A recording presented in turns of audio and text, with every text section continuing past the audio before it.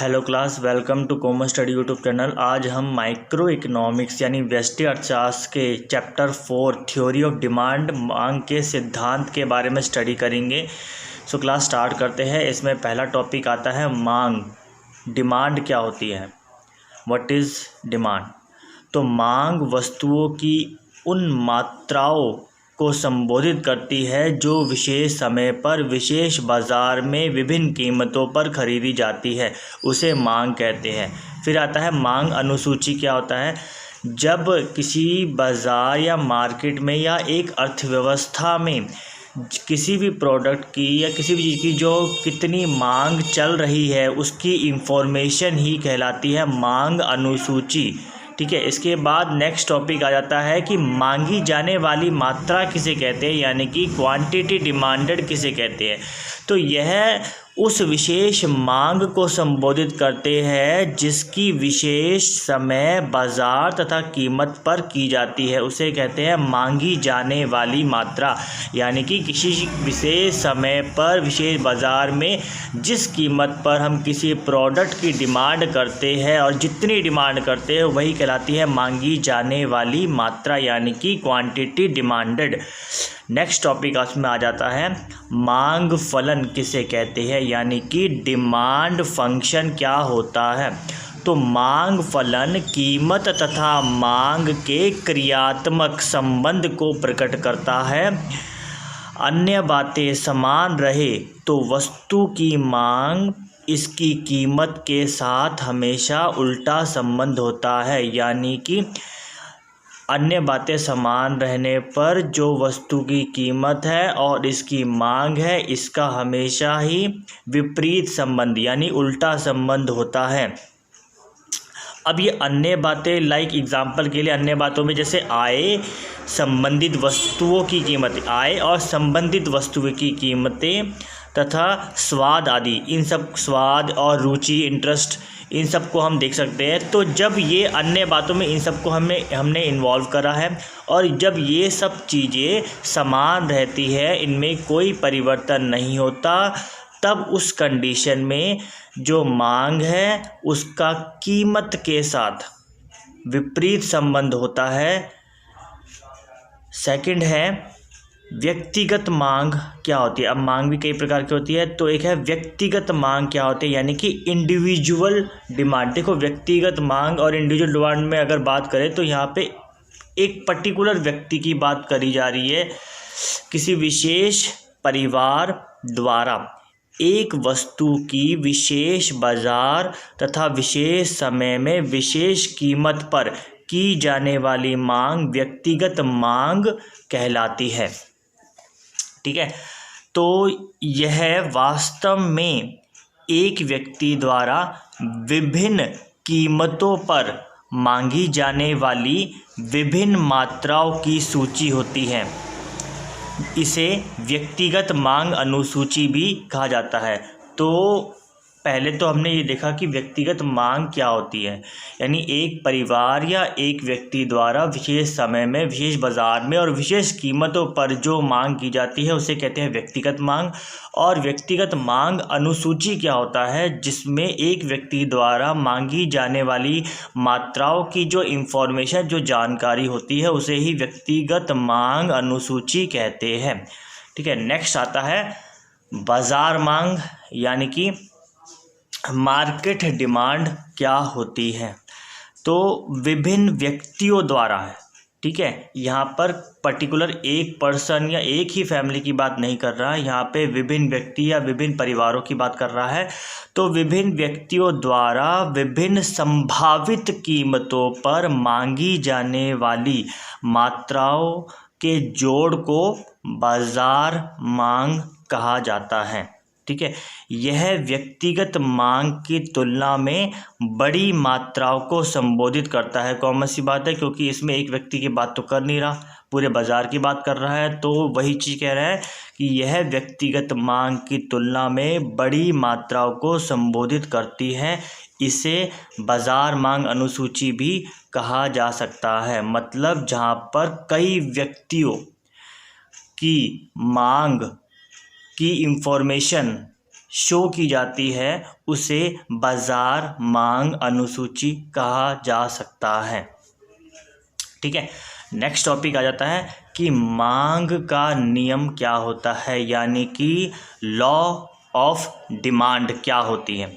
तो मांग का नियम यह वर्णन करता है कि अन्य बातें, जैसे मैंने अन्य बातें पहले भी डिफाइन करी थी कि अन्य बातें क्या क्या चीज़ें हो सकती है, जैसे आय, संबंधित वस्तुओं की कीमतें और रुचि, स्वाद, इंटरेस्ट, ये सब चीज़ें। ठीक है, तो मतलब कह रहा है कि अगर अन्य बातें समान रहे तो वस्तु की मांगी जाने वाली मात्रा कीमत के साथ उल्टा संबंध रखती है, यानी कि वस्तु की जो डिमांड है उसकी जो मात्रा है उसका कीमत के साथ हमेशा ही उल्टा संबंध, विपरीत संबंध होता है। इसका अर्थ यह है कि जब एक वस्तु की कीमत कम होती है तो उसकी मांग बढ़ती है। इससे मांग वक्र की ढलान ऋणात्मक होती है, यानी कि हमेशा याद रखना जो लॉ ऑफ डिमांड है वो क्या कहता है कि कीमत, अन्य बातें समान रहने पर कीमत बढ़ती है तो मांग घटती है, और अन्य बातें समान रहने पर कीमत घटती है तो मांग बढ़ जाती है। ठीक है, इसी कारण जो मांग वक्र की जो ढलान है, जो कर्व होता है, ये हमेशा ऋणात्मक होता है। ठीक है, अब टॉपिक ये वही आ जाता है नेक्स्ट कि मांग वक्र क्या होता है, यानी कि डिमांड कर्व क्या होता है। डिमांड कर्व के बारे में बताइए। जब एक मांग अनुसूची को ग्राफ पेपर पर विभिन्न जो मांग अनुसूची जो हमने बनाई है, जैसे व्यक्तिगत मांग अनुसूची हो या बाजार मांग अनुसूची हो, जो भी हो, जब एक मांग अनुसूची को ग्राफ पेपर पर चित्रित किया जाता है, यानी ग्राफ पेपर पर जब शो किया जाता है तो इससे मांग वक्र बनती है। व्यक्तिगत मांग अनुसूची के आधार पर व्यक्तिगत मांग वक्र बनती है तथा बाजार मांग अनुसूची के आधार पर जो वक्र बनती है उसे बाजार मांग वक्र कहा जाता है, और मांग वक्र की ढलान हमेशा ऋणात्मक होती है।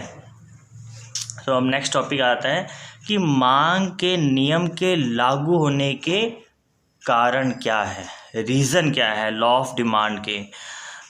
अब इसमें जो रीज़न है वो है घटती सीमांत तुष्टि गुण का नियम। आय प्रभाव अलग अलग इसमें है। पहला है घटती सीमांत तुष्टि गुण का नियम, दूसरा है आय का प्रभाव, तीसरा है प्रतिस्थापन प्रभाव, चौथा है नए उपभोक्ताओं का प्रवेश। तो ये 4 रीज़न आ जाते हैं जिसके कारण मांग का नियम लागू होता है। इसको हम आगे डिटेल में स्टडी करेंगे जब हम क्वेश्चन करेंगे। नेक्स्ट आता है कि मांग के नियम के अपवाद क्या है, क्या ऐसी चीज़ें हैं या कौन से ऐसे कारण हैं या अजम्पशन जिसे आप कह सकते हो जिसके कारण मांग का नियम लागू जहाँ पर नहीं होता। तो कहाँ कहाँ पे लागू नहीं होता। पहला, घटिया तथा श्रेष्ठ पदार्थों की कंडीशन में। दूसरा, आवश्यक वस्तुओं की कंडीशन में मांग का नियम लागू नहीं होता। तीसरा, अगर आय में आपकी वृद्धि हो रही है वहाँ पर नहीं होता। चौथा, अज्ञानता, आपको नॉलेज ही नहीं है, आपको पता ही नहीं है, ठीक है, आप अवेयर ही नहीं हो। और उसके बाद पांचवा, भविष्य में वस्तु की कीमतों में वृद्धि होना। तो ये कुछ कारण थे। पहला था घटिया तथा श्रेष्ठ पदार्थ, दूसरा था आवश्यक वस्तुएं, तीसरा है आय में वृद्धि और चौथा है अज्ञानता, पांचवा है भविष्य में वस्तु की कीमत में वृद्धि होना। ये सब कारण थे जिसके कारण मांग का नियम लागू नहीं हो पाता और इसे मांग के नियम के अपवाद भी कहा जाता है। अब नेक्स्ट इसमें टॉपिक जो आता है वो है मांग का विस्तार यानी कि एक्सटेंशन इन डिमांड। तो मांग का विस्तार यानी एक्सटेंशन डिमांड कब होता है, कैसे होता है? तो अन्य बातें समान रहे। देखो अन्य बातें आपने हमेशा याद रखनी है, पहले भी आपको बताया जा चुका है 2 बार, फिर से मैं बता रहा हूँ। अन्य बातें लाइक आय, संबंधित वस्तुओं की कीमतें, इंटरेस्ट, रुचि, स्वाद, ये सब चीज़ होती है। ठीक है, तो अन्य बातें समान रहे तो वस्तु की कीमत के कम होने से जब मांग बढ़ती है तो इसे मांग का विस्तार कहते हैं। इस अवस्था में उपभोक्ता मांग वक्र पर नीचे की ओर संचालित होता है। ठीक है, दोबारा सुन लिए कि मांग का विस्तार क्या होता है कि अन्य बातें समान रहे तो वस्तु की कीमत के कम होने से जब मांग बढ़ती है तो इसे मांग का विस्तार कहा जाता है। इस अवस्था में उपभोक्ता मांग वक्र पर नीचे की ओर ढलान या नीचे की ओर संचालित होता है। ठीक है, अब नेक्स्ट टॉपिक आ जाता है मांग का संकुचन यानी कि कॉन्ट्रैक्शन इन डिमांड। तो मांग के संकुचन यानी कॉन्ट्रैक्शन इन डिमांड के बारे में हम स्टडी कर रहे हैं। कहते हैं अन्य बातें समान रहे तो एक व्यक्ति ऊंची कीमत होने पर जब वस्तु की मांग कम करता है तो इसे मांग का संकुचन कहा जाता है। याद रखना, अन्य बातें समान रहने पर जब एक व्यक्ति ऊंची कीमत यानी जब कीमतें ज़्यादा हो जाती है तो ज़्यादा कीमत होने पर जब वस्तु की मांग कम करता है तो इसे मांग का संकुचन कहा जाता है। इस अवस्था में उपभोक्ता मांग वक्र पर ऊपर की ओर संचालित होता है। ठीक है, तो ये था आपका मांग का संकुचन और विस्तार। अब इसमें जो नेक्स्ट टॉपिक आपका आ जाता है वो आता है मांग में वृद्धि और कमी के बारे में। तो अब हम स्टडी करते हैं पहले मांग के वृद्धि के बारे में यानी कि इंक्रीज इन डिमांड। ठीक है, इंक्रीज इन डिमांड क्या होता है? तो एक व्यक्ति जब उसी कीमत पर यानी कि जो कीमत चल रही है, अब कीमत में कोई फ़र्क नहीं आ रहा, कीमत वही है, कीमत में कोई चेंज नहीं है, तो जब एक व्यक्ति उसी कीमत पर अन्य तत्वों में परिवर्तन होने पर, देखो वृद्धि विस्तार और संकुचन जो था वो अन्य बातें समान रहने पर कीमतों में बदलाव होने के कारण विस्तार और संकुचन होता है। यानी कि जो मांग में विस्तार या संकुचन केवल कीमतों में बदलाव के कारण होता है, लेकिन जो मांग में वृद्धि और कमी है वो कीमतों में बदलाव के कारण नहीं होती है, वो अन्य बातों में परिवर्तन यानी अन्य तत्वों में परिवर्तन के कारण होती है। याद रखना, मांग में वृद्धि या कमी अन्य तत्वों में परिवर्तन के कारण होती है, कीमतों के बदलाव के कारण नहीं होती। कीमतों में बदलाव के कारण केवल विस्तार और संकुचन होता है। ठीक है, तो मैं आपको दोबारा बता रहा हूँ, मांग में वृद्धि यानी कि इंक्रीज इन डिमांड का जो हम टॉपिक कर रहे हैं इसमें क्या कह रहे हैं कि एक व्यक्ति जब उसी कीमत पर यानी कि जो कीमत चल रही है उसी कीमत पर अन्य तत्वों में परिवर्तन होने पर जिस प्रकार आय में वृद्धि से वस्तु की अधिक मांग करता है तो इसे मांग की वृद्धि कहा जाता है। इस अवस्था में उपभोक्ता दाईं और ऊंची मांग वक्र पर परिवर्तित हो जाता है। ठीक है, तो ये था मांग में वृद्धि। अब हम पढ़ रहे हैं मांग में कमी यानी कि डिक्रीज इन डिमांड। सो जब एक व्यक्ति उसी कीमत पर, जो कीमत चल रही है उसी कीमत पर अन्य तत्वों में परिवर्तन होने से, जैसे कि आय में कमी होने से वस्तु की मांग को कम कर देता है तो इसे मांग की कमी कहा जाता है। इस अवस्था में उपभोक्ता नीचे मांग वक्र पर बाईं ओर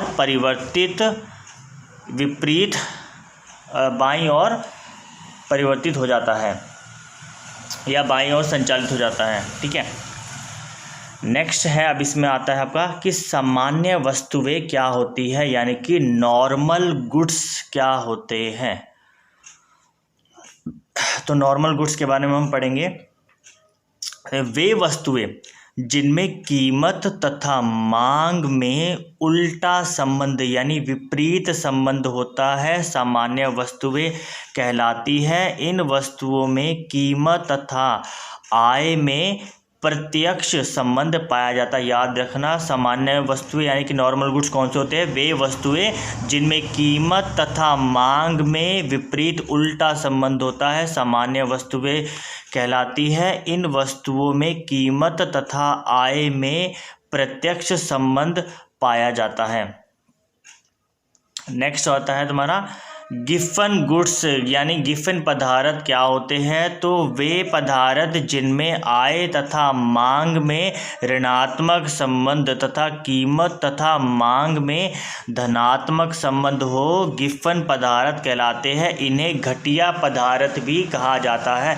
मैं आपको दोबारा से बताता हूँ, गिफन पदार्थ, गिफन गुड्स क्या होते हैं? वे पदार्थ जिनमें आय तथा मांग में ऋणात्मक संबंध तथा कीमत तथा मांग में धनात्मक संबंध। याद रखना, गिफन गुड्स में क्या होता है? आय और मांग में तो ऋणात्मक संबंध होता है तथा कीमत और मांग में धनात्मक संबंध होता है। गिफन पदार्थ वो कहलाते हैं। यानी कि आय अगर बढ़ती है तो मांग घटती है और आय अगर घटती है तो मांग बढ़ती है। ठीक है, तो ये हुआ आय और मांग में ऋणात्मक संबंध। उस तरीके से कीमत तथा मांग में धनात्मक संबंध कैसे हुआ कि जब इनकी कीमतें बढ़ती है तो मांग भी बढ़ती है, इनकी कीमतें घटती है तो मांग भी घट जाती है। इन्हें गिफन गुड्स कहा जाता है। इन्हें घटिया पदार्थ भी कहा जाता है। इसके बाद तुम्हारा अगला टॉपिक आता है पूरक पदार्थ क्या होते हैं, यानी कि कॉम्प्लीमेंट गुड्स क्या होते हैं? तो वे पदार्थ जो एक आवश्यकता को मिलकर पूरा करते हैं। ठीक है, याद रखना, कॉम्प्लीमेंट गुड्स यानी कि पूरक पदार्थ क्या होते हैं? वे पदार्थ जो एक आवश्यकता को मिलकर पूरा करते हैं पूरक पदार्थ कहलाते हैं। उदाहरण के तौर पर आप कह सकते हैं जैसे कार तथा पेट्रोल, पेन तथा स्याही, फोटो तथा फ्रेम और फोटो का कैमरा तथा रील आदि, ये सभी पूरक पदार्थ कॉम्प्लीमेंट्री गुड्स कहलाते हैं, जिसमें दो पदार्थ मिलकर एक आवश्यकता को पूरा करते हैं, वो कहलाते हैं कॉम्प्लीमेंट्री गुड्स यानी कि पूरक पदार्थ। अब इसमें लास्ट टॉपिक आपका इसमें आ जाता है प्रतिस्थापन पदार्थ क्या होते हैं, यानी कि सब्स्टिट्यूट गुड्स किन्हें कहा जाता है? वे पदार्थ जो एक दूसरे के स्थान पर उपभोक्ता की आवश्यकता को पूरा कर सकते हैं, उसे प्रतिस्थापन गुड्स कहते हैं। याद रखना, वे पदार्थ जो एक दूसरे के स्थान पर उपभोक्ता की आवश्यकताओं को पूरा कर सकते हैं, उन्हें प्रतिस्थापन पदार्थ कहा जाता है।